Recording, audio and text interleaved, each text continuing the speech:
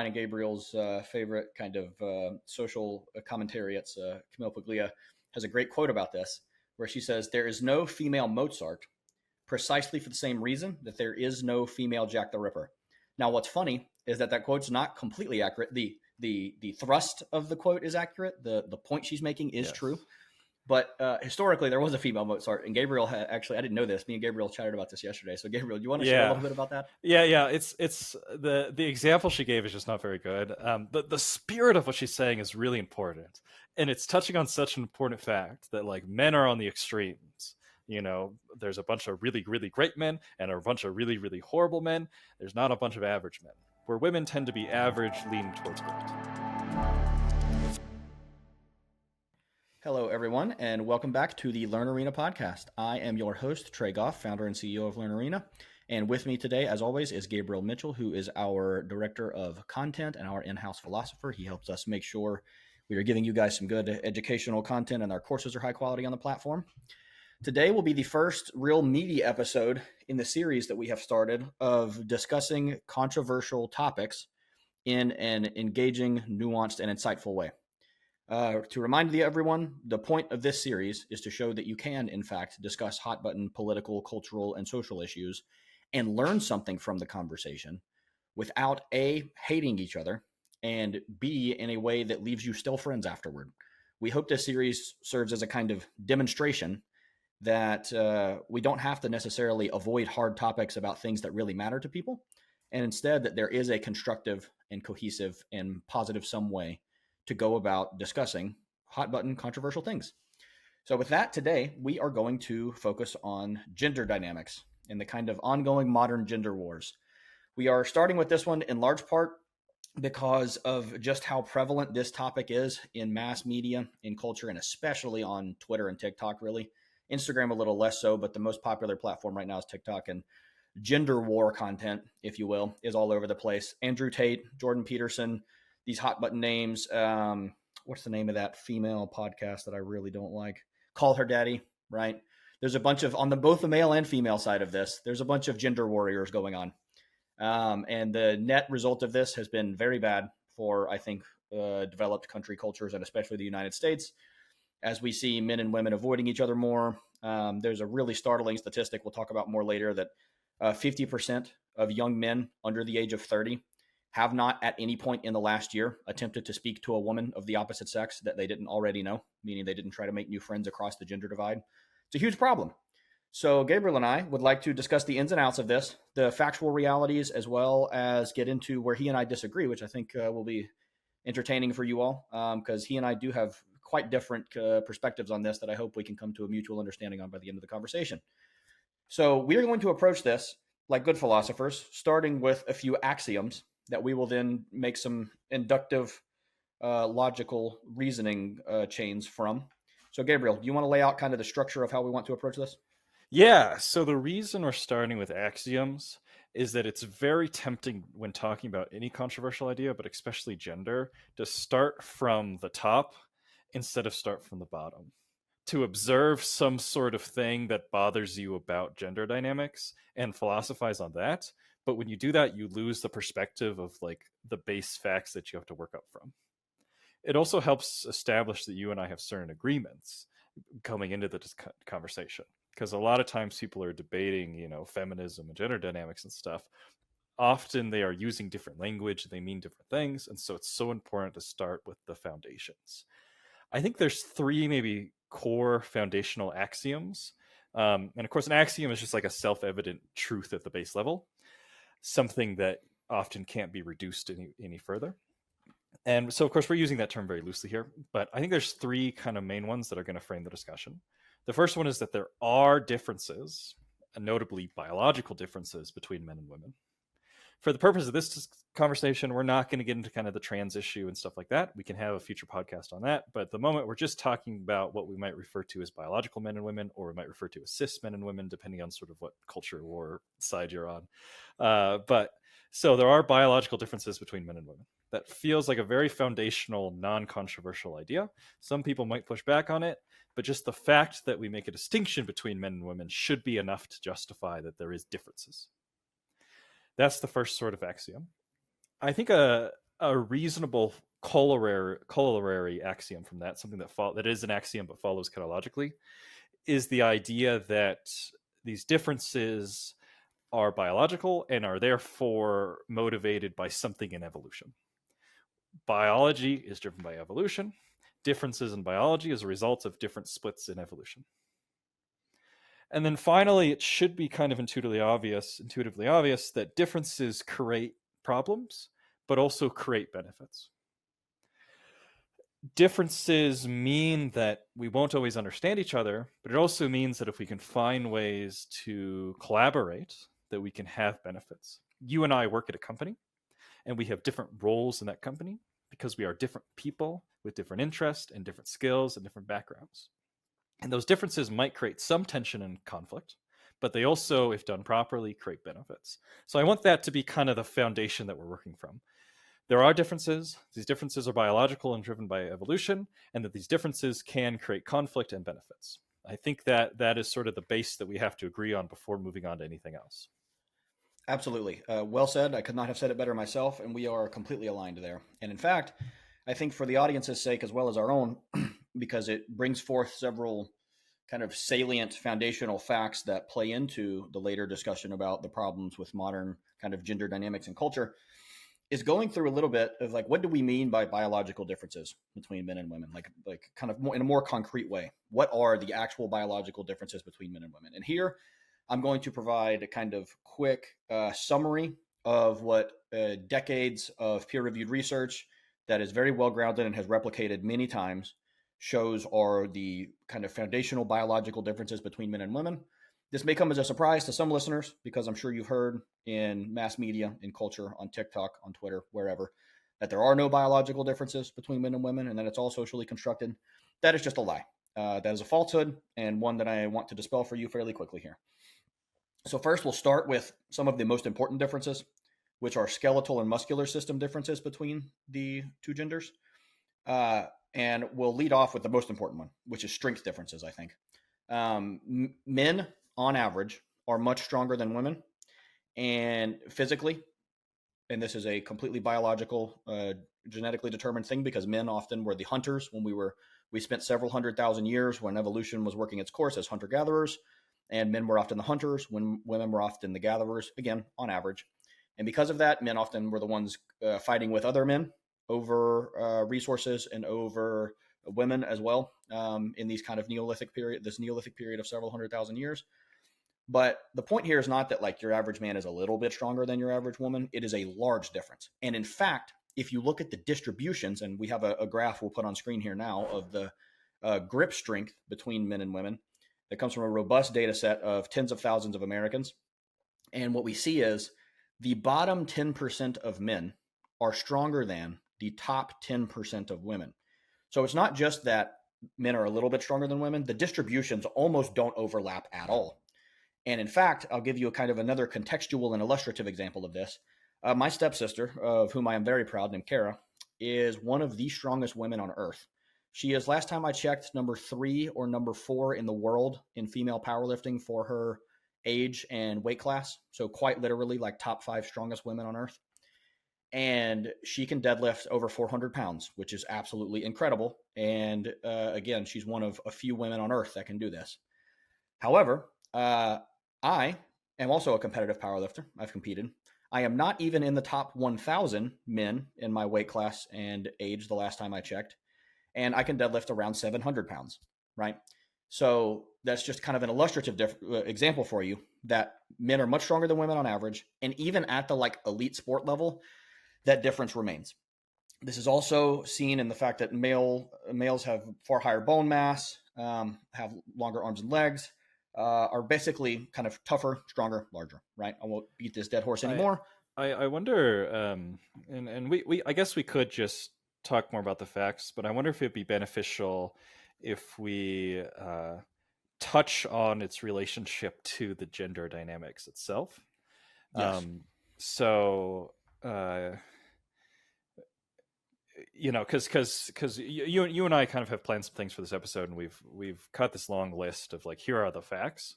And it could be a while where we kind of just touch on these things, but I wonder if for each sort of section that we're discussing here, if we kind of make a brief observation about how this even relates to gender dynamics at all, if that makes sense.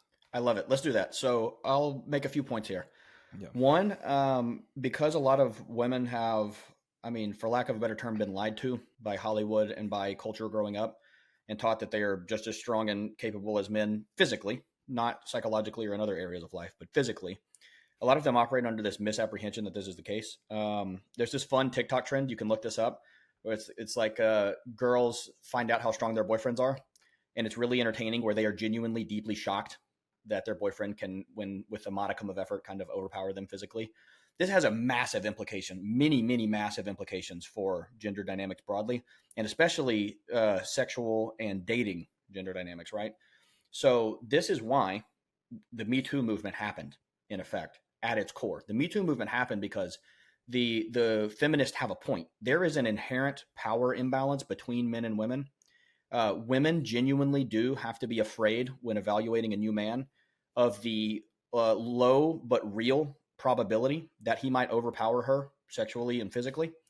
And so this has a really large implication on how men and women relate to one another from a dating perspective and from a sexual perspective. There is a genuine risk and power imbalance there that we have had to go to great lengths and have only recently really been able to kind of rectify in society through social, cultural, and legal means to make it such that women have proper recourse for the fact that this power imbalance exists. Yeah, I think that sounds logically valid to me, because you'll definitely find if you just ask the women in your life, do you feel comfortable walking alone at night? Most of them will express some discomfort, and a level of discomfort that is not shared by most men. And of course, we're just talking about averages. We're just talking about majorities and stuff. We're not, there's going to be some women who have no fear at all. There's some men who are totally scared. And while we can evaluate the statistics around crime and who's more likely to be a victim of crime, men and women, stuff like that, I can empathize and understand that this fear has some validity to it. We acknowledge the biological fact that men and women are different. And one of those biological facts is that men tend to be stronger, and that strength necessarily implies some danger. Women can be dangerous too, but on average tends to be a different type of danger, different type of power that they have.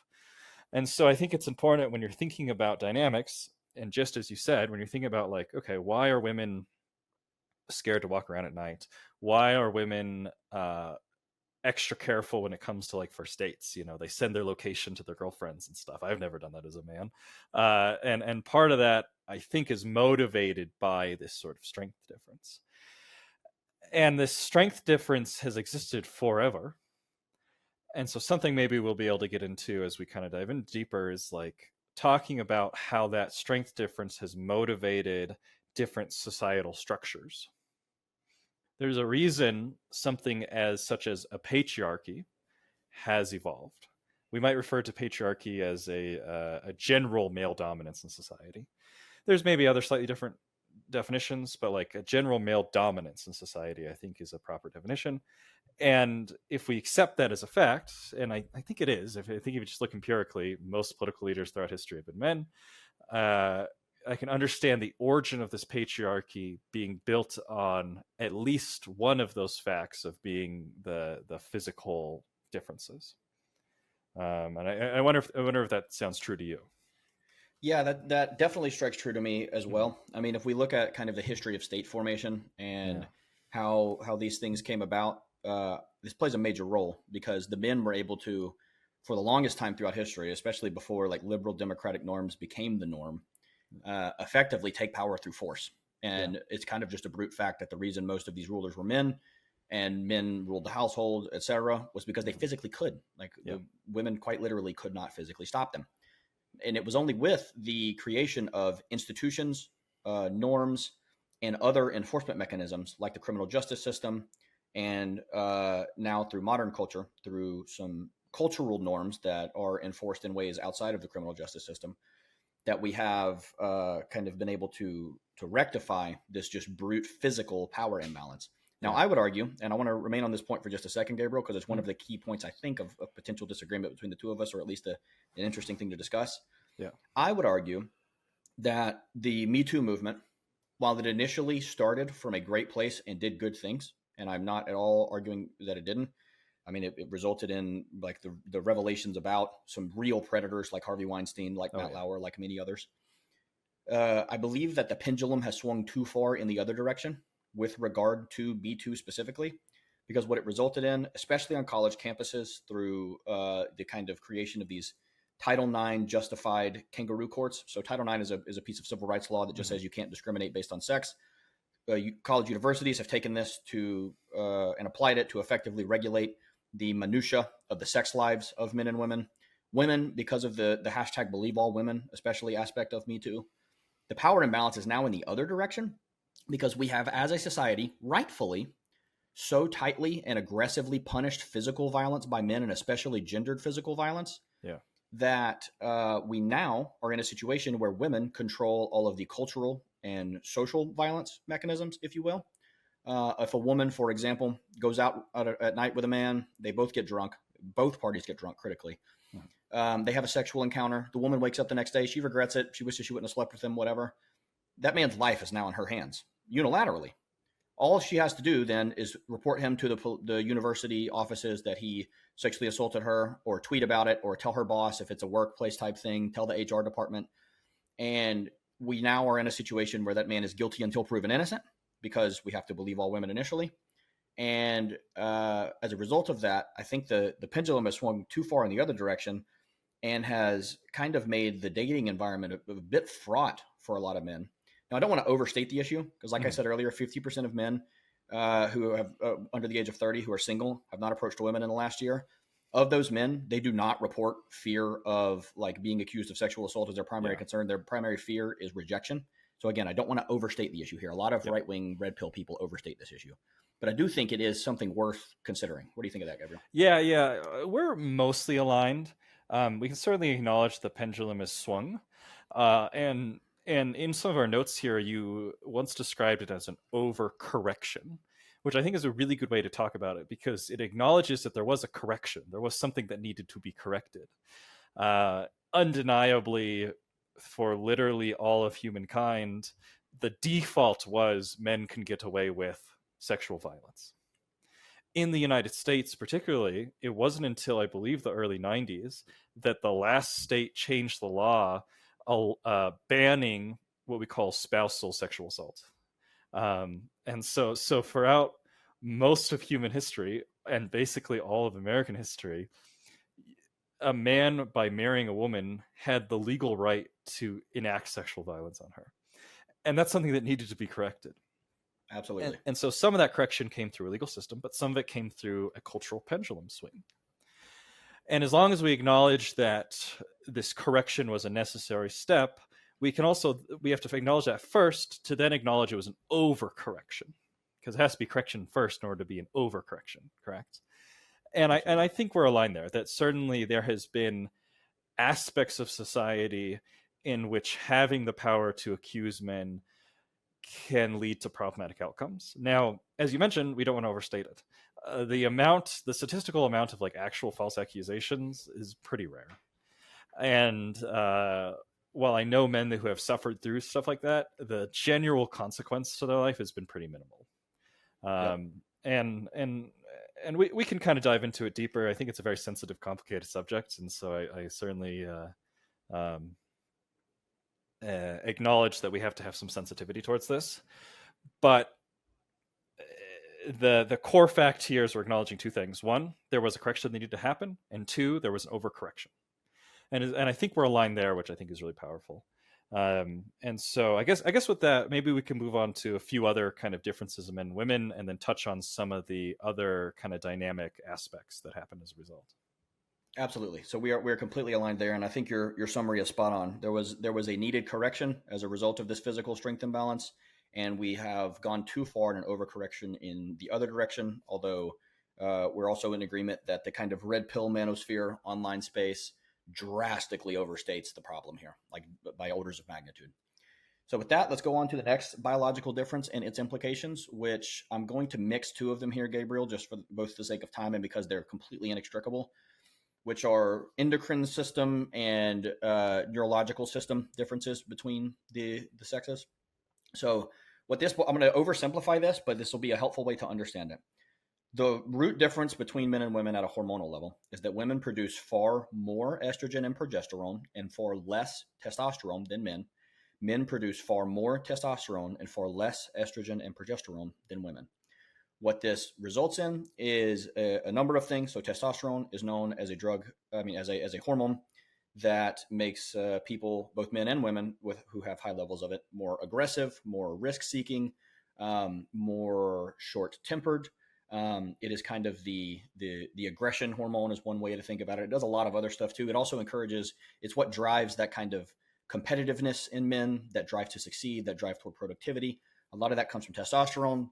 Conversely, women's ability to empathize, their warmth, their kind of gregariousness, which have all been measured empirically, and women obviously score much higher than this on average than men, is also a result of their higher estrogen and progesterone levels, which are needed, both of which for evolutionary reproductive purposes, right? The testosterone serves the purpose of both encouraging men to accumulate resources to provide care for the children as they grow and to produce sperm, which obviously needs to fertilize the egg to reproduce. And conversely, women's estrogen and progesterone makes them much more attentive to the needs of others in society and of children in particular as they grow and as they age. They're much more responsive and perceptive to these things than men. So this is a great example of what Gabriel mentioned when we kind of start off here, which is that the differences often are complementary and kind of fit together like a lock and a key, or like two puzzle pieces, right, to make a complete whole of a family unit and of a social dynamic. Now, these hormonal differences also result in a number of psychological differences, which I'm coupling these on purpose because they're directly causally related. Because of this difference, women have over 2 times the lifetime rate of anxiety or depressive disorders relative to men. And these anxiety and depressive disorders impact women harder than they impact men when they do arise on average. These also mean that women end up being, on average, more agreeable than men. So, as a brief vignette for you all here, there's one particular psychometric test called the Ocean 5-factor personality test that has been empirically verified. It has something called external and internal validity. It means it's actually measuring something, right? It's a real metric of something, and it's consistent across cultures and across groups. And on the Ocean 5-factor personality test, women are on average more agreeable, on average more neurotic, which means they're more prone to anxiety and these sorts of things. They're also much more warm and friendly. While men, on the other hand, have higher volatility, they are much lower on agreeableness, and they are higher on what's called openness, or openness to experience. They're much more novelty and excitement seeking, effectively. And what a lot of this results in is like, it's really this core, I think. And Gabriel, please tell me if you disagree, but I think it's this core, these personality differences, that drive a vast majority of the gender war dynamics that we see kind of going on right now, that have gotten far worse and have been significantly amplified as a result of technology. So I'll kind of pause there as we kind of get the lay of the land of the facts, Gabriel, and I want your take on that, and then we can discuss the implications of this for gender social dynamics. Yeah, I'll say, like, even if someone listening to this is unsure if the anxiety and depression rates are necessarily biological, or if maybe they're instead caused by male dominance in society or something, it should be, I would encourage that person just to think one step further.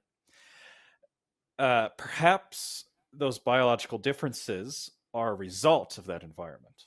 Evolution happens, and women have behaved certain ways throughout generations and have been essentially selectively breeded to behave certain ways. And so it doesn't have to be intention there. It can both be the case that women have higher rates of anxiety and depression because of biological factors, and it can be because of social factors. So I just want to kind of stomp that objection before it maybe comes up in the comments or something like that. And if you investigate the science of this, you can see that there's good reason to believe the biological sort of narrative around this. Our hormones have effects on our personalities, and it can lead to things like increased anxiety and increased depression rates. And we can even make the argument that perhaps evolutionarily there was advantages to having these sorts of, we might call more neurotic personality traits. If you are tasked as your primary role in a tribe to take care of a baby, if you're a bit more anxious, you're probably going to be better at taking care of that baby. A nonchalant parent unfortunately leads to a short-lived child. You have to be a little bit anxious in order to kind of survive it and carry on that generation. So you can see sort of evolutionary reasons for why this might be biological facts. Now, unfortunately, this difference in neurological and hormonal facts of biology create tension in relationships and create tension between men and women. When a man is talking to the woman who is his romantic partner, he might by default think, oh, I'm going to talk to her how I want to be talked to, or I'm going to talk to her how I would talk to the men that I work with. But you simply can't. The fact of the matter is, because there are differences, that means we are processing motions differently. We are processing information differently. We are seeking different sort of outcomes. A very classic thing, a very common thing we're seeing right now on like TikTok and stuff, is in an attempt to heal that tension, is to start with questions like, hey, we're having this conversation. What is your goal? You know, when your girlfriend or your wife comes to you and she's venting about her day at work, your male brain may default to, oh, here are the solutions. You've expressed this problem, here are the solutions. But there's a good chance that what she's looking for is not solutions, but validation, seeking to be heard. And so one of the things you can do to bridge that gap, be it in romantic relationships or be it in a work relationship or be it dealing with your mother or whatever, is to start the conversation with like, hey, what is actually your goal here? Are you seeking validation? Are you seeking solutions? What do you need from me? And unless your partner is like actually abusive or deranged or something, they should be pretty open to a conversation like that. And that should help sort of heal some of those tensions, because it's just a fact, there are differences, and we're going to process these things differently. And so the process of having empathy for people of another sex is not to project your feelings onto them. Empathy, properly understood, is to try to understand their feelings and project their feelings onto you, essentially. And from that perspective, you can have much healthier kind of dynamics in your dealings with people of the opposite sex. And that's kind of the core thing I wanted to address there. I think it's absolutely the case there are these differences, and it's just going to be a fact these differences are going to create tension. And if you want to resolve those tension, the resolution is over communicate. Start from those sort of base agreements and understandings before moving on to the rest. That's absolutely right. Just to reiterate this with an illustrative example from my own life. So I've been married 3 years as of a few days ago. And some of the early, most intense kind of disagreements and arguments my wife and I got into were a direct result of me not understanding this exact point. She consistently would want to share feelings with me, either about her work or about something I was doing in the relationship. And I would just immediately, and kind of as a knee jerk reaction, especially because this is what I do for work, literally is just solve problems, more or less. If I had to boil down the job of a CEO or of what I was doing previously at Prospera to what, like the one core thing, it was just solving problems. So my brain immediately jumps to solution finding mode, which resulted in this constant friction where she felt like I was not listening to her or empathizing with her feelings or validating them at all. And she felt like I was just trying to tell her what to do, more or less, which is not at all what I was trying to do. I thought I was being helpful, right? And saying, oh, you have a problem, here's a solution. So now I quite literally, if I'm ever unsure of what mode she's in, I literally, to Gabriel's point, will say very explicitly at the beginning of the conversation, do you just want me to listen to you and you want validation, or do you want me to help you find a solution to this? And that solves like 90% of the arguments we had in the first year of our relationship. Like that one sentence right there solves a lot of the problems. So empathizing with the differences that result from our or empathizing with the psychological differences that result from these kind of biological differences could go a long way toward making you able to understand and build healthy relationships with the opposite sex more intensely. I have some more thoughts on this, Gabriel. I'm saving for we go over just a few more kind of facts about the difference, and then I want to dive into a few kind of things that I think are going on in modern culture that are a result of this difference that are problematic to me. So the last biological fact I want to go over, and then we'll dive into much more commentary, is about IQ and intelligence. Okay.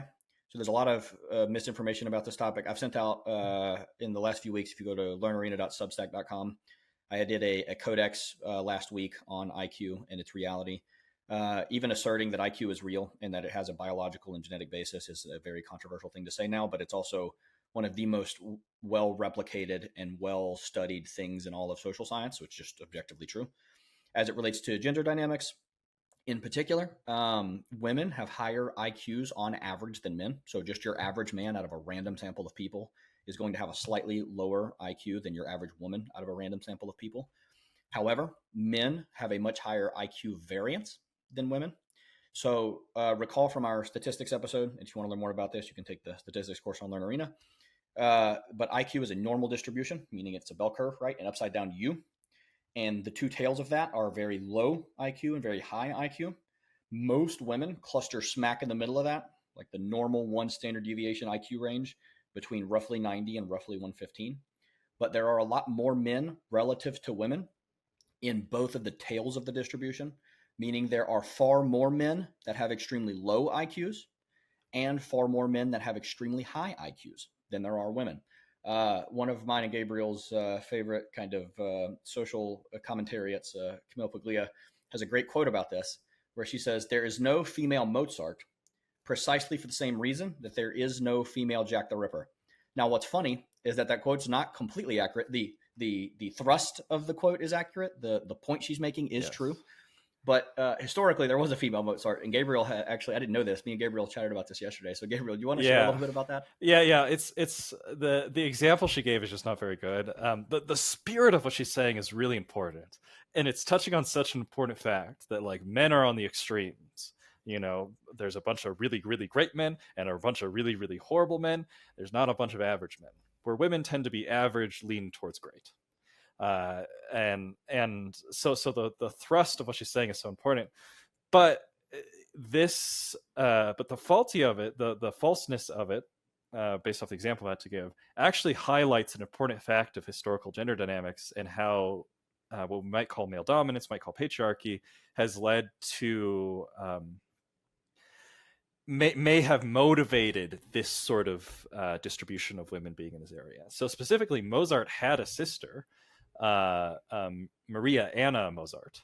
She was also a child prodigy for some instrument, and she was on the track to be just as influential and important and successful as Mozart.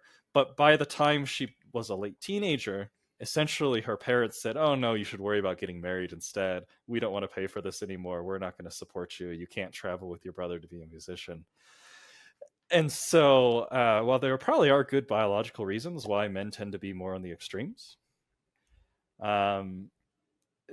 it may also be the case that societal social pressures have kind of forced women into that middle. Yep. And we've missed out on the opportunity to have these great female Mozarts historically because of some of these societal pressures. And in fact, you can see this in modern academia, because now that we have become a much more gender egalitarian society, women that are on the great side of that distribution, right, the just true geniuses, are able to actually be recognized for their works. So to give two small examples, right, and I realize this might be, the first one might be a little controversial amongst our audience, but whatever. The person responsible for inventing the mRNA vaccine that enabled us to save empirically hundreds of thousands of lives from COVID was a woman who had been working on this for decades. Now, there's a whole other story about that, about how academia failed her and the private sector rescued it. But suffice to say, that was a woman. We would not have the mRNA vaccine, and there would be quite literally hundreds of thousands of more people dead were it not for her efforts. Likewise, the winner of the Nobel Prize in economics this year, actually, was a woman who studied primarily the gender differences in the gender pay gap, and a number of other things. She's done some of the most kind of influential work in this field, and her name was Claudia Golden, or is Claudia Golden, excuse me. She just done some great work on this. And so I use these as kind of examples of like women can and are can be and are just as great as men now that we have a society that enables them to do so. The point here is just that the net effect is there's going to be a lot more men doing that type of stuff than women because of this greater variance in IQ. There's also going to be a lot more men committing violent crimes and doing really dumb stuff, which is why 76% of convicted violent criminals are men. So again, for the same reason, there are more kind of male billionaires and male Nobel Prize winners is also the same reason that there are a lot more men in prison for violent crimes. So this is an important point to kind of understand gender dynamics. Now that we've got the biological understanding of gender out of the way, I want to talk a little bit about the places where Gabriel and I might disagree a little bit more. So before I go into that, let me cover one more thing. I'm going to oversimplify a little bit here, but I think this is important context for kind of understanding these gender dynamics, which is that men and women have different mating strategies as a result of this differential biology, and that mating strategy manifests itself culturally, right? So men have to kind of become the red pill kind of meme, which is not entirely true, but has a grain of truth to it, is that women are, men become. All that is pointing to is the fact that women reach their kind of peak fertility and peak attractiveness from a pure biological kind of reproductive perspective, right? The likelihood that they're going to have a lot of healthy babies earlier on in life than men, whereas men have to become providers and have to accrue scarce resources effectively to become more attractive to the opposite sex. So as a result of that, there are vastly different gender social dynamics that result from these differential mating strategies, right? So as a result of that, men, and as a result of the differential testosterone especially, men are far more likely to take risks than women. It's why you see there are a lot more male startup founders, despite the fact that I found this out the hard way. There are a lot, and I mean a lot, of modern VC funds that either A, only fund female entrepreneurs, or B, have a strongly preferential kind of desire to fund female entrepreneurs, or C, have an explicit quota, a lot of these venture capital funds, to fund women or have women in your executive office, whatever.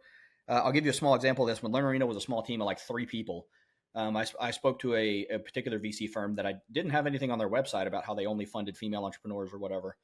But because we did not at the time, because there were 3 of us, have a woman on our executive team, we automatically, or on our board of directors, we automatically were not even qualified for investment, right? So despite the fact that there's a lot of like female specific funding for risky things like startups that have very high rewards but are high risk as well, men are just bigger risk takers on average. And this makes sense from a biological perspective, right? To Gabriel's point earlier, the person taking care, historically, the person taking care of the babies probably should not be taking as many risks, right? Because you're going to end up with a lot less babies. So it makes sense from that perspective. But an unintended consequence of this in modern society is that this biological difference directly feeds the disparate impact and the disparate distribution of wealth, of social status, and of things like company ownership, CEO roles, invention, kind of the edges of performance. And it's a lot due to this, right? Due to the fact that, just to put it bluntly, and this is a very well-founded empirical finding, that men are far more kind of risk prone than women. In fact, this is why, to go ahead and address directly, the gender pay gap, as commonly construed by the feminist movement, is a myth. You'll hear that women earn 76 cents on the dollar or 73 cents on the dollar or whatever. Claudia Golden, who again won the Nobel Prize in economics this year for studying this, she looked at the gender pay gap extensively. And what she found was very specifically that the gender pay gap is not a result of discrimination. It is a result of 3 very simple things. About 80% of the gender pay gap can be explained by what's called the marriage penalty. The motherhood penalty. The motherhood penalty simply refers to the fact that women leave the labor force when they get pregnant. Like, by definition, they have to. For the most part, these women either do not return to work or they don't return to work for years. And during that time, men continue working, right? So they're earning, they're getting more experience, they're earning more money, they're developing more human capital. So the motherhood penalty means if men's lifetime earnings kind of goes like this, and it does, it's just kind of a straight linear increase. Women's tracks with theirs perfectly until they have a kid, and then it flattens out and stays about there, and then we'll go back to increasing, but not as much as the men's increase. And it's because the men stay working longer than the women. Women also have a stronger preference for flexible work hours. And especially if you look at, if you control for education and the actual job description, the role in and of itself, men often just work a lot more hours than women as well. They have a preference for doing so. And these differences are more pronounced in the more gender egalitarian countries like Norway, like Switzerland, like Sweden, who are the most gender egalitarian on earth, have some of the highest differences in hours worked and in the different professions that women and men select into. So another thing driving the pay gap that Golden found was that women, because of these inborn kind of biological, psychological differences, are much more interested in things relating to people, right? Think healthcare, think kind of public service related stuff. Men are much more interested in things, think engineering, think computer science, stuff like that. That's very kind of removed from actually interacting with people. And as a result of that, the kind of the amount of value created in terms of just raw wealth is higher for those things that men do. So for all these reasons, this what I'm getting at is, and to summarize for you, this difference in risk aversion versus risk taking propensity is the undercurrent that drives a lot of what we see as differential outcomes across society. And I'm pushing back on this idea implicitly that disparate outcome is kind of de facto proof of discrimination. It's not at all. It's just that there are simply different risk appetites between men and women. And this results in men doing more risky things, meaning they fail a lot more often, but they also become wealthier and have wild, great success a lot more often because, as a general rule of reality, with greater risk often comes greater reward. Oh yeah, absolutely. And I want to really emphasize the point that you're making here, that these differences are not morally wrong. It's not some sort of failure on women's part for choosing, jobs that they prefer. Just as it doesn't necessarily make men superior for preferring these other jobs. Like we need those nearly 90% of men who are working on the sewage system. We need them. We need them to work on the sewage system. But we also need the nearly 90% of women who are nurses, because I don't want to die, right? Both of these people are saving my life just in different ways. And it's a perfect example about how these differences, while they can create tension, can also create a lot of powerful, productive, beautiful things in the world. These people are saving my lives just in different sort of ways. And if it weren't for those differences, if all women were just like men, maybe we would have a huge shortage of nurses. That would be a huge problem in society, or if all men were just like women, maybe we wouldn't have functional sewage systems, and that would be a big problem. So it's great that we have these differences, and it's so important to acknowledge that these differences can create really positive outcomes. And that's the main thing I really want to hone in on what you're saying. I think everything else you're saying sort of makes perfect sense to me. The gender pay gap is one of those classic, those classic things that you study once you become an intellectual, and you're like, wait, why is everyone wrong on this? I don't understand. And it becomes controversial to talk about for some reason, even though even at the Nobel Prize winning level, they can sort of acknowledge the facts. It's strange how much tension there is around that. But that's kind of the main thing I wanted to touch on. Agree completely. So now I want to get into a little bit more, Gabriel, for this last entire section of this episode on areas where you and I might disagree, and definitely a little bit more where I'm editorializing a bit, although I'll try to supplement it with evidence as much as possible. But let me make an argument for you. Give me a few minutes to flesh this out. My argument is as follows. If I had to summarize in a sentence, a lot of the problem and the gender wars that are going on right now is a result of the overcorrection that we mentioned earlier away from patriarchy. I would argue that we have shifted from a patriarchal society to not necessarily a matriarchal society, but what some thinkers, like intellectuals on the kind of right-wing sphere of the world, call a gynocentric society. And I'm going to convey my argument here by giving you an illustrative example of kind of walking you through the stages of a young man's life and how things have shifted such that he is rather disadvantaged at almost every step of the way. So the first thing is that women tend to, on average, like grow up and mature faster than men. They do literally develop neurologically faster than men for a bunch of reasons that we can go into but aren't relevant. And what that results in is a school system that, through the very institutional structure of the way a young man's life, especially in those like pre-K and then like grade 1 through grade 6 and all the way up through high school, the institutional environment for education is heavily skewed in favor of female traits. So these are things like orderliness. These are things like organization. These are things like the ability, even simple stuff, like the ability to sit still for 8 hours a day and listen to lectures and listen to teachers. Men are much worse at that biologically, young men especially. are very energetic, right? It's hard for them to sit still for that long. And because men are more energetic and less kind of orderly, they do worse at things like turning in homework on time, going through these structured courses on time, and doing it in the same way that women kind of take to that very naturally. And as a result, we see this in the data. So we see young boys are punished far more often and more severely when they commit what are considered violations of the classroom rules, like being rowdy, being noisy, etc. The opportunities for young men, especially in elementary and middle school, to get that energy out has been reduced.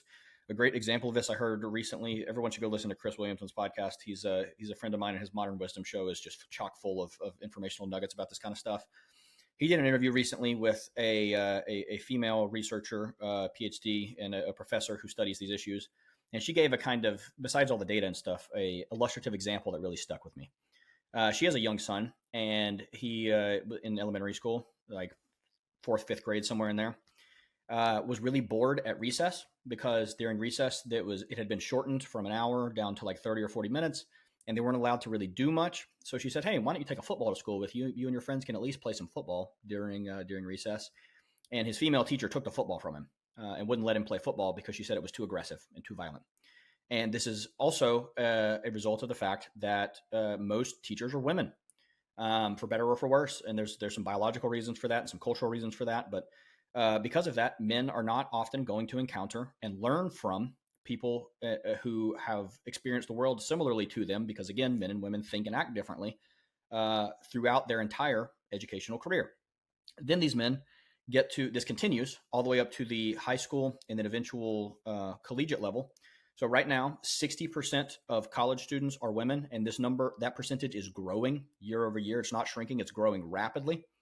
As a result of that, women are often getting better grades than men because, again, the structure favors the female kind of mode of being and thinking over the kind of male mode and being of thinking. Education in and of itself has been feminized.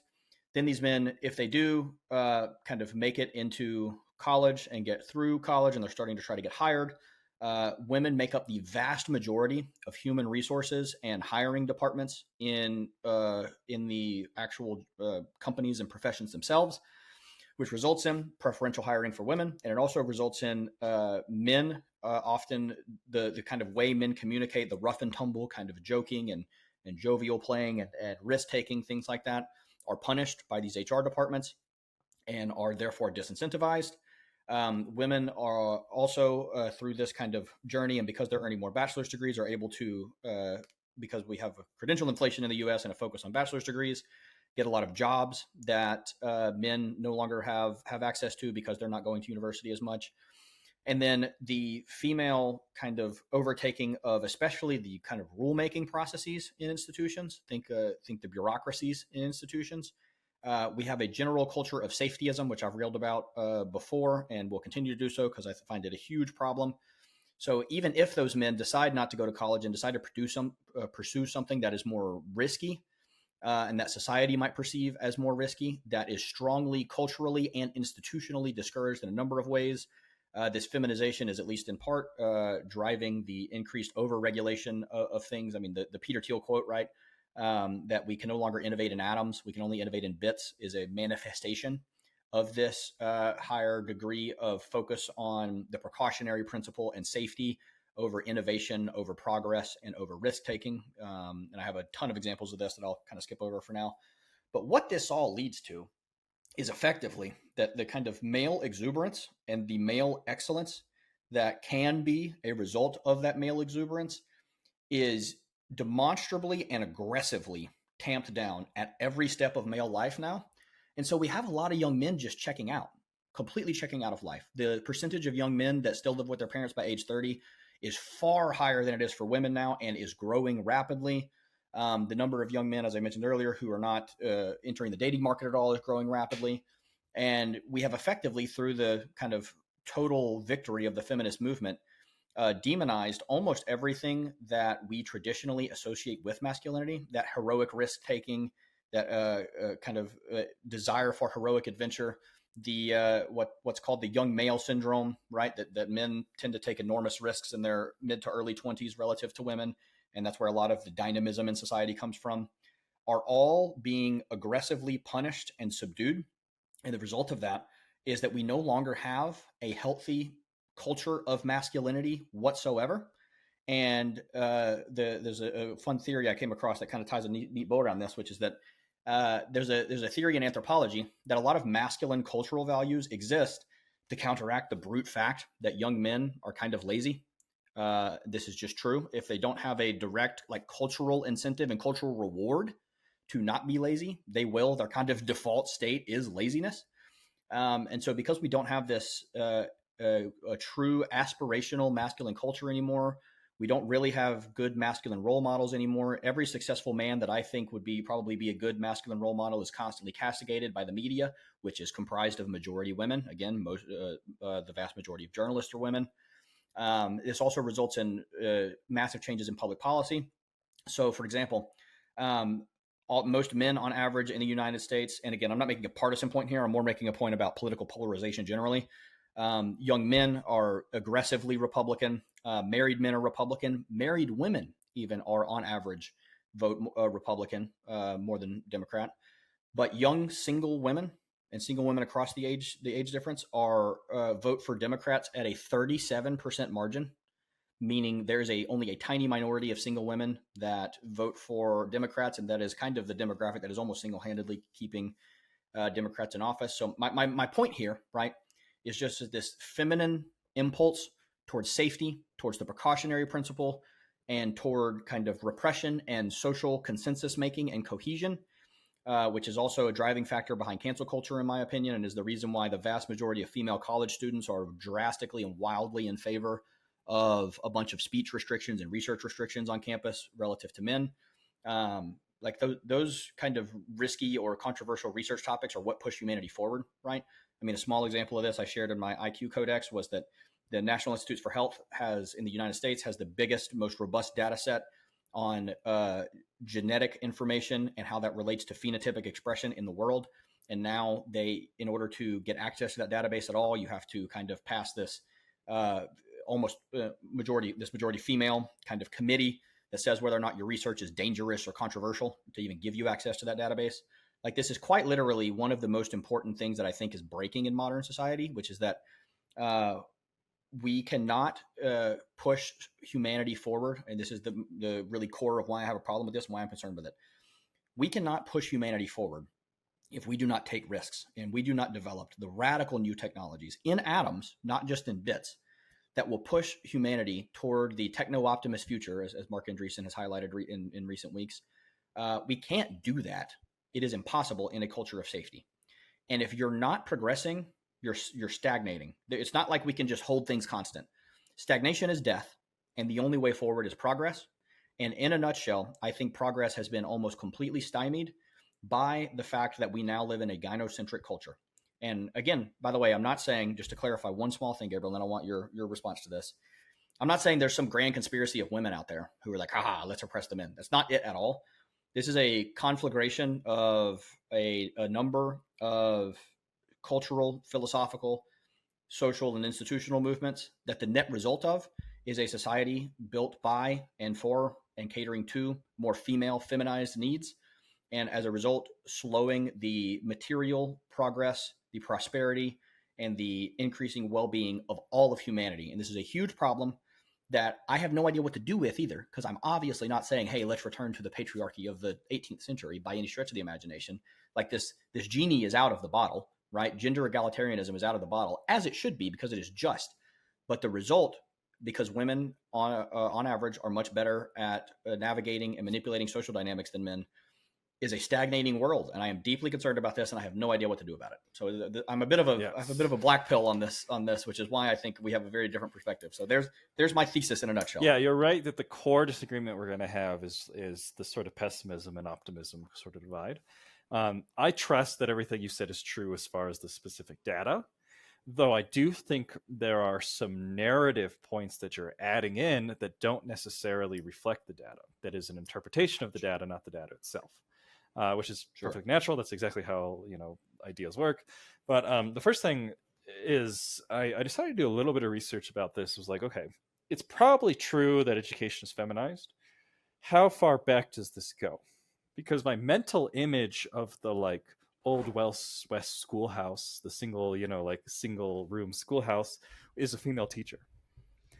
I don't know if that comes from media or what, but that's my mental image. And that's, of course, predates sort of what we refer to as our kind of modern education system.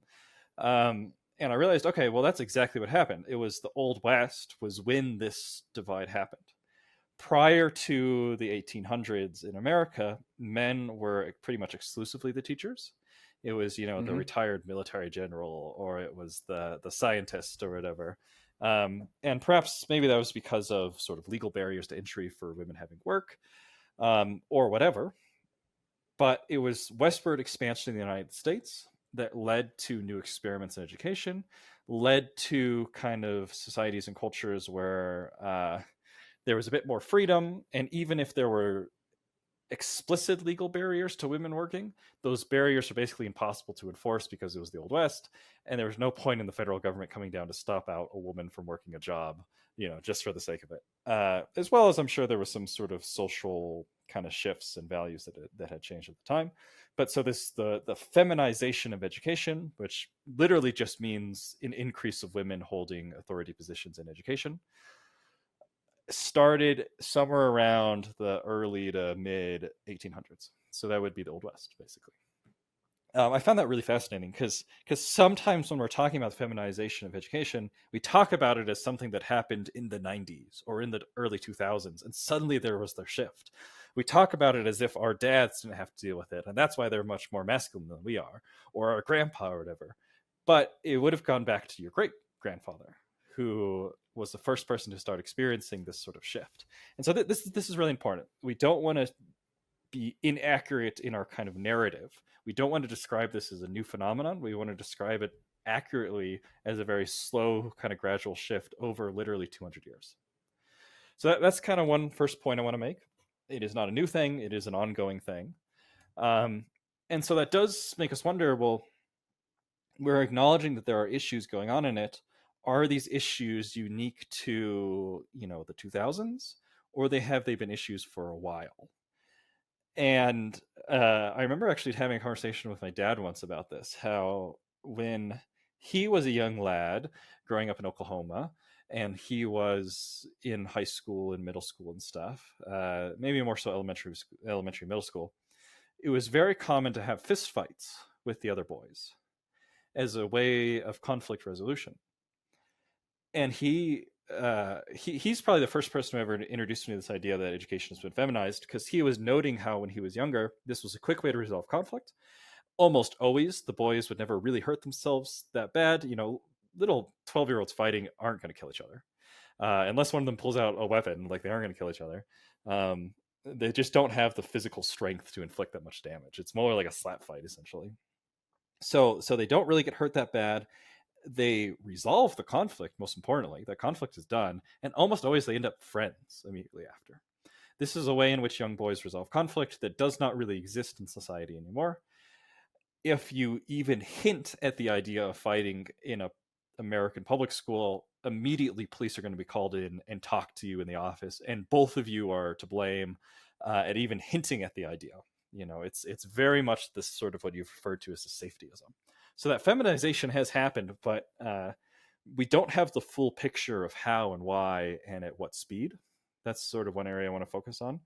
But I also want to emphasize that there's a difference between saying society culturally is feminized or gynocentric or matriarchal, and pinpointing the empirical fact of specific industries.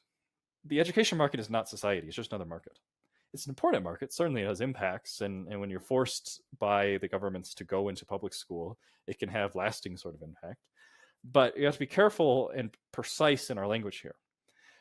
There are aspects of specifically, we're talking about American society because that's what we know and that's what we have our data on. There are aspects of American society that have been feminized and are gynocentric, but there are other aspects that are still patriarchal and still male-centric. And if we start promoting a narrative that says, though, society in general has been feminized, then I think we are jumping the gun and not accurately reflecting the information that we have. Now, that doesn't mean what you've said isn't true. Certainly, it is true that education has been feminized and has a sort of gynocentric values to it. Certainly, it is empirically a fact that women have these sort of authority positions within education and also authority position in HR of various companies. This seems undeniable to me, and there's no reason in trying to push back at it because it is data driven. But what sort of implications has that had? It has had some problems. You're right that we've slowed down some of our innovations, but it has had certain benefits. The like Mad Men sort of TV show, about the advertisers, right? They had what we imagine is kind of the classic example of that patriarchal kind of office space. So that type of social structure, that type of corporation, that type of environment certainly had problems that were worth resolving. We don't want to create a context where people are harmed in their work environment. We don't want to create a context where people are getting away with pointless, hedonistic, damaging behaviors. And undeniably, I think the feminization of HR departments has helped sort of resolve that. It has created other problems. I'm not saying it isn't, but it's so important when we're talking about this. We have the perspective of how we got here and why we got here and why people fought to get here in the first place. Now that we're here, we can solve the new problems and we can find the sort of resolution and we can move forward and work together as the sexes on the same side, finding our strengths and weaknesses and figuring out what to do. But I just want to emphasize, like, it's important when we're talking about these things to understand the historical perspective and understand why and how we got to these points and why there were certain problems that were being solved. And that's kind of the main thing I just want to communicate there. Yeah, I think that's a really good point. I agree with the thrust of everything you said there. I think that's a good point, and it highlights another two other points I wanted to make really quickly. So one is that this is a classic truism in economics, and it is no less true here. There is no free lunch, and everything. There are no kind of free wins. Everything is comprised of trade-offs, right? Every single thing in life, in society, in culture, in choices you're going to make as an individual have trade-offs, and this is no different, right? So, kind of the trade-off of female kind of empowerment within, especially the enforcement of workplace norms, which is really what we're talking about, has almost unambiguously and I think uncontroversially been very good for women in a number of ways and allows them to now participate in ways they could never have done previously in the economy. And the trade off there is that we on net end up with a kind of society where it's harder for men to be able to do some of the things that they might have done historically to kind of excel and to push the boundaries of humanity forward. I'll make one other small point here, which I'd love for you to respond to, and then I want to move on to kind of now that we've outlined the broad strokes of the source of the gender wars, kind of where do we go from here? How do we fix it? Basically, what are our thoughts on how to paint a better future here? Because as I mentioned earlier, I don't know, because this trade off is so sharp, right? I mean, I both think it is a great thing that women can do whatever they want with their lives now, and I think it is a terrible thing that the feminization of institutional norms makes it really, really hard to innovate in any sort of a risky way. There's trade offs everywhere here. The other point I was going to make very briefly, Gabriel, is just that when I say feminization of culture, I'm also talking about like mainstream media and journalism. I'm also talking about entertainment.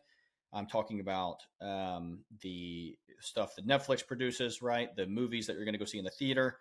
If you look on average now, like the white man in most given movies has gone from always being the hero to almost always being the villain.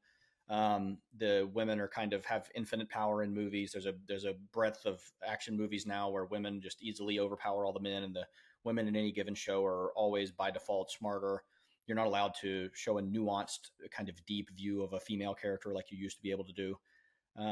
So this is beyond education, I think, and it is also. I want to make this point super clearly, and why this is confusing. It's not that just women are doing this; men are doing it too. There's a wide swath of males who, as a social mating strategy, whether they realize it explicitly or implicitly or subconsciously or not, have adopted this kind of what the manosphere derogatorily calls the white knight syndrome, right? But they effectively embody, enforce, and propagate these feminine cultural values and cultural norms as men, because this gives them a way to socially signal that they are not threatening to women, in hopes that this will make them more attractive to women. Again, I have a kind of underlying theory here, or underlying heuristic about the world, that I should make explicit, which is that social signaling drives a lot of human behavior, and I think this is no different. So I also don't want people to be under the impression that I'm saying like, oh, women control everything now. That's not it at all. Feminized norms enforced by men a lot, actually, more so than women a lot of the time, are a big part of the problem here, and kind of makes it even harder to look at more clearly.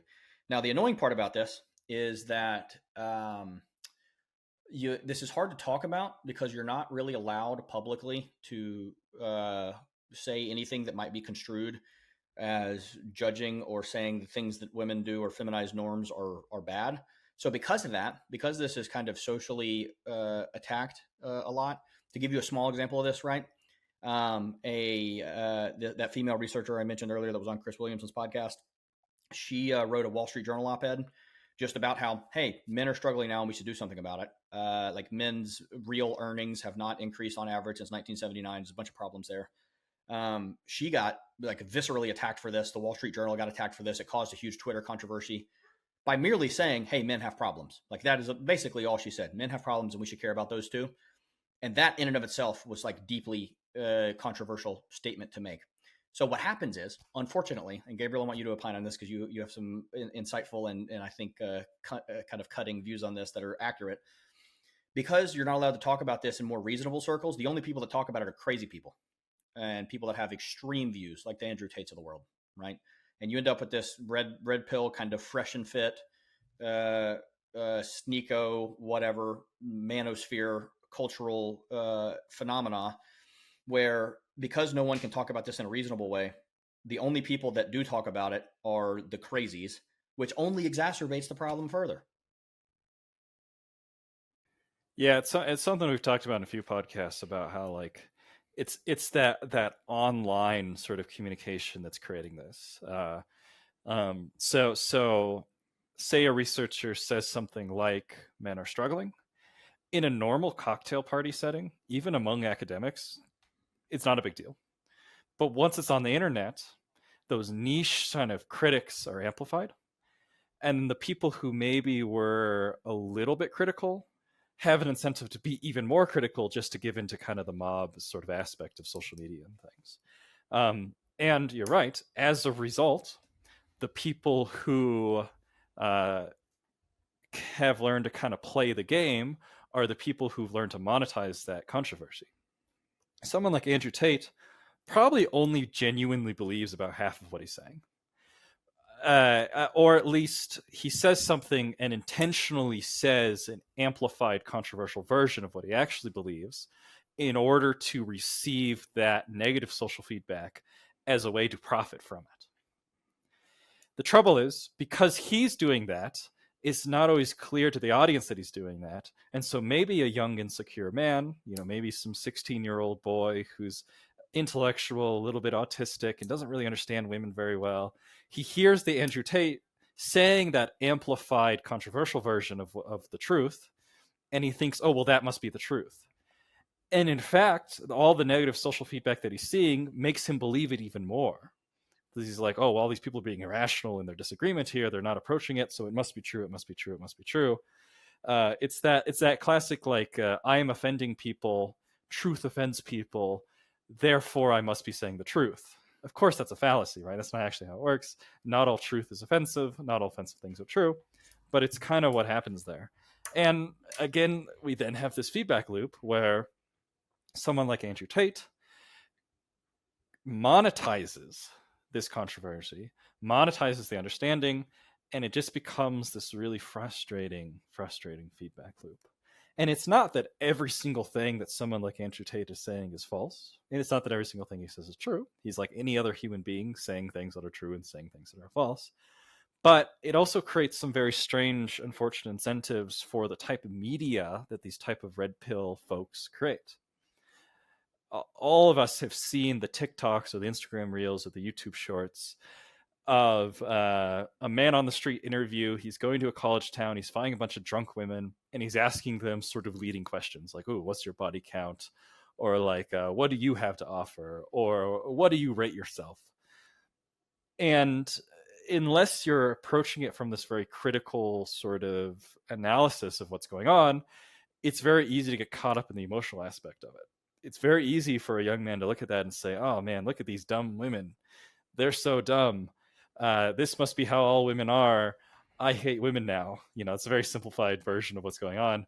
But when you do that, you don't realize how the incentive structure has motivated these creators to only highlight the kind of silly women, to only go to an area where there's a bunch of drunk college women, which itself represents a tiny portion of the population in general.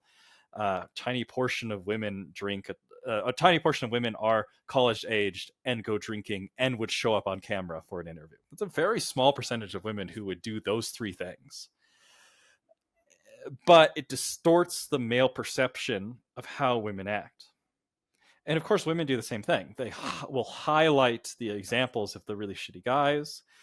And because of social media monetizes controversy, those controversial examples become the mainstream example. And so now young men look at women and think they're all dumb and crazy, and young women look at men and think they're all evil and stupid. And it just kind of compounds into this really frustrating feedback loop that unfortunately is a result of monetary incentives and just the way the internet operates. I ranted a lot here, but I hope that sort of touches on what you're trying to get at.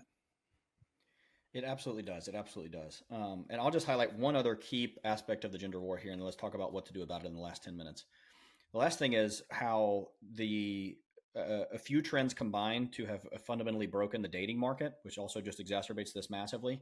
One is dating apps. So first of all, as a brute fact, dating apps are heavily skewed toward men in terms of users. So like on average on any given dating app, around 70% of users are men, 30% are women. Okay. So you have a massive problem there where women are inundated with what they see as options there. And it creates a false impression for both sides of that equation that kind of breaks these things. And because we have narrowly or almost completely reduced the areas in which men can kind of resolve disputes and negotiate with one another in masculine ways, we have ended up empowering the female mode of violence, which I often call social violence. I'm going to highlight a quote here from a Quillette article that was written by a woman, actually, that we'll share in the link, the description here. But it's talking about those online groups that you may or may not have seen in major cities where girls will gather in the thousands and say, "Are we dating the same guy?" Okay, and they're trying to triangulate, like, "Hey, is this guy playing us? Is this guy dating two of us at the same time? Whatever." And in some cities, men have also created a "Are we dating the same girl?" group where they try to do the same thing. Now, for the quote for a second here. The different ways in which the two groups operate, the men's group is used to safeguard men's reputations, while the women's group is used as a whisper network used to share men's alleged misdeeds, highlights an uncomfortable truth about the differences between the sexes. When men indulge in antisocial behavior, they tend to become violent, whereas females exhibit what's called relational aggression, or in other words, they gossip about and ostracize their peers. An antisocial male might go out looking for a fist fight after a night of drinking or clubbing. An antisocial female might join an "Are we dating the same guy" group and spread malicious lies about a man she dislikes. She can even do so anonymously. And while the antisocial male's aggression is generally limited to his immediate physical surroundings, the antisocial female's aggression can operate on a much wider scale. Her posts can reach tens of thousands of eyeballs within seconds. Now, what does this all kind of result in? This results in an environment of what social researchers call hypergamy, where when you combine this relational aspect with the aspects I mentioned earlier about women get more degrees now, women are earning a lot more than men now on average. Women also say in a recent survey this year, actually, a vast majority of American women said that they would only marry or have a serious long-term relationship with a man that earns as much or more than them. We also see this reflected in the divorce statistics, where for every $10,000 a year more a woman earns than a man, the likelihood of divorce increases drastically. There's a degree to which this has put women in a very uncomfortable spot where they do not want to feel like they are dating down, understandably so. I get that completely. And therefore can't really find a partner. So you end up with what's called hypergamy, which is where a small group of men end up playing the field for longer because they are a small group of high status, attractive, whatever men. and those men end up dating a lot more women than any given man. So you end up with a very nasty Pareto distribution where, and I'm roughly kind of approximating from several different sources of statistics here, but roughly 20% of men are having around 80% of the sex.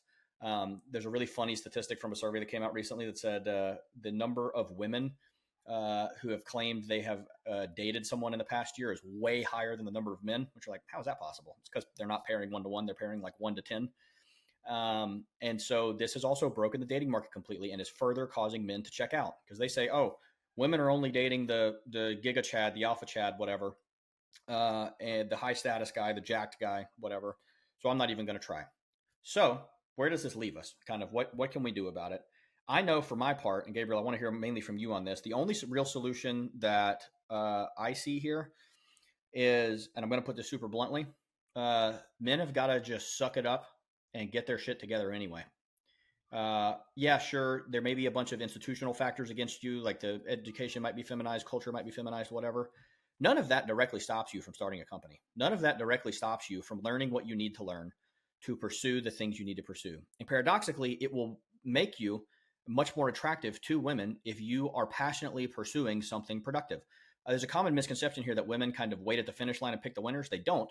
Women try to early on pick out the men who are going to end up making it to the finish line and want to grow with them, right? So if you make yourself one of those men, and again, I'm not like the deck is, I think, empirically stacked against you. Again, I say, put on my Jocko Willink hat for a second. Good. So what? Like, just because it's a little bit harder for you doesn't mean you can't do it. So I think the onus, a lot of the onus here is on men to become more, to do more, to be more, to produce more. And through so doing, they will attain the outcomes that that they're seeking here, which is higher social status, right? Better dating prospects, and as a result of that, reduced conflict between the genders. Now, what to do about the kind of deck of cards being stacked against them, the cultural mores I'm describing here, and especially and most importantly, this culture of safetyism that results in literal legal barriers to innovation in the form of regulation and laws. I don't have a clue what to do about, but I know at least part of the solution here is for men to get their act together and to try to do more and to try to be more. So, Gabriel, what is your kind of prognosis here? Because again, Yeah. the end goal here, right, is that the sexes are using their complementary differences to work together toward a more prosperous future for all. That's what me and Gabriel are kind of gesturing toward the outcome we're trying to help create here. Yeah. When it comes to safetyism, while I understand associating it with more feminine traits, safetyism, of course, has its origin in philosophies of like socialism and stuff, which was put forward by men. And so just remember that if you want to kind of diagnose the problems here, don't just simplify it to gender. We're of course focusing on gender because it's the topic of the podcast. But if you want to diagnose social societal problems, don't just focus on gender. You need to explore ideas in general. You need to explore political philosophy, and you need to explore economics. You need to take time to study history and study ideas. So that's number one. If you want to diagnose the social problems that you're experiencing, don't oversimplify it. Investigate and study. The second thing is where you and I are in complete total alignment. Men need to just step up, and be their best selves. If you want to shift the tides of, say, female domination in the education market, well, go start education companies. Go step up and become a great professor. At the end of the day, while there are, legal barriers and legal incentives that have pushed things in certain directions, we still overall live in a free society. We still overall have the freedom to do what we want, men and women. And the most simple factual sort of narrative is that you simply got outcompeted. Men got outcompeted in these areas. And so if you want to kind of find the middle ground and you want to either outcompete women or at least meet them in the middle, you need to step up and start competing. There is a lot of resources out there for questioning what it means to be a healthy man. We sometimes hear the term toxic masculinity thrown around. And I actually think toxic masculinity is a very useful term, because if we acknowledge that there is such thing as healthy masculinity, there must necessarily be unhealthy masculinity that we're comparing it against. I understand that some people would like to say, oh, masculinity by itself is necessarily healthy and toxic masculinity is just a rejection of masculinity. That's fine. It's not important to what I'm talking about. So you have to acknowledge that there are unhealthy versions of masculinity and that you need to strive for healthy masculinity. I think there's two kind of main directions that unhealthy masculinity goes. There is the kind of classic toxic masculinity, which is maybe leaning too much into kind of the warrior archetype of masculinity, where you define your masculinity exclusively by violence and strength. These are important aspects of masculinity, but if you're defining your masculinity exclusively by them, you're going to run into problems. Societies that over prioritize the warrior archetype end up with totalitarian dictatorships. They end up with fascism. This is a fact you just kind of have to work through. But that's not the only type of unhealthy masculinity. There's also kind of what we might call the soft man, who is himself also a type of dangerous masculinity. It's the guy who claims to be this emotional feminist, but still sometimes pushes boundaries and can't even admit that he's doing it because he refuses to admit that he's a toxic masculine. It's the guy who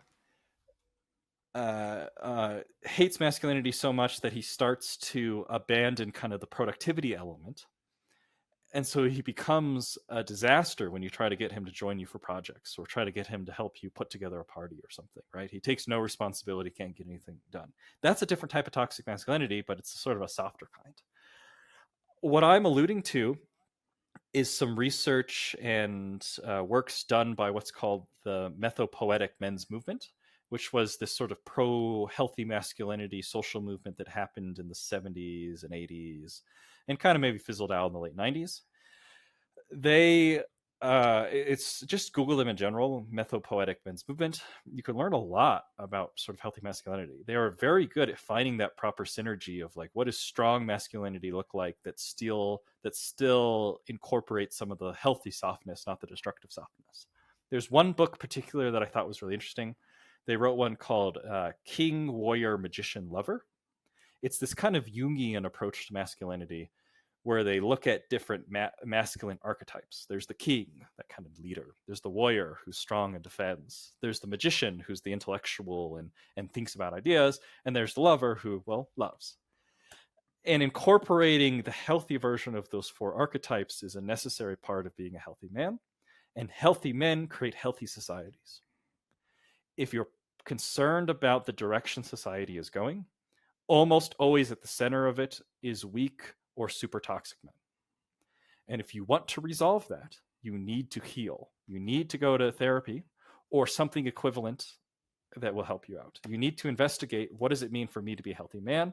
What are the insecurities I need to heal? What are the sort of archetypes I need to lean into to avoid the unhealthy versions of what I could be? You need to be the best version of yourself. That's kind of the core thing I just want to get at is do the research, look up things like like the metapoetic men's movement, look up what it means to be a healthy man. If you're a Christian, look at the example of Jesus. If you're not, go look at these other kind of archetypes and stories that you can investigate, whether it's Greek mythology or whatever. Just try to investigate that question. You don't need to be the man who all you do every weekend is play video games and seek out sex and smoke pot. It's not that there's anything inherently wrong with these things, but if that's what you're doing every weekend, you're not contributing to society and you're hurting yourself in the long run.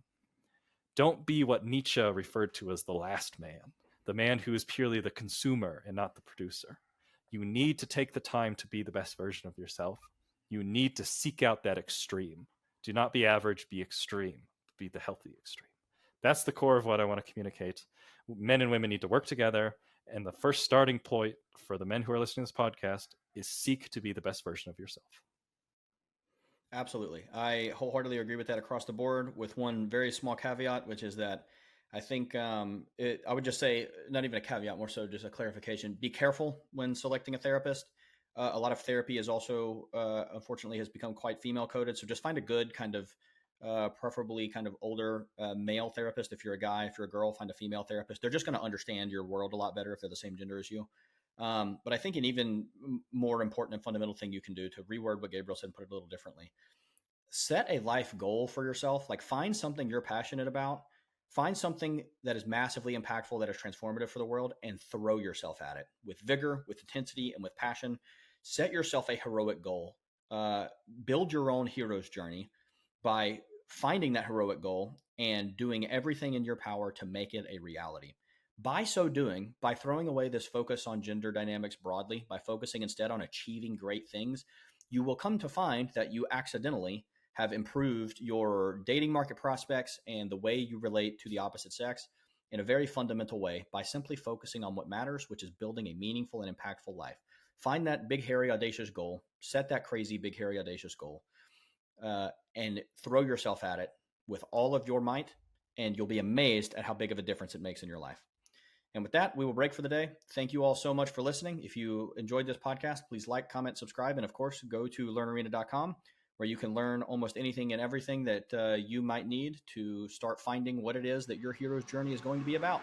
Thank you all so much and have a wonderful day.